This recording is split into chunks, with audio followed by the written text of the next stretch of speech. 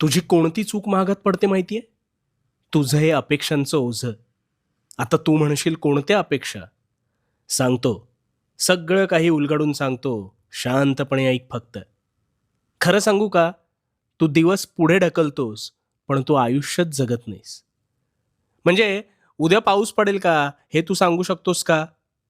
अरे उद्या काय? तू पावसाळ्यात कधी पाऊस पडेल आणि कधी नाही, याची शाश्वती देऊ शकत नाहीस. पण तुझ्या प्रियजनांकडून, त्या लोकांकडून मात्र अवास्तव अपेक्षा ठेवतोस.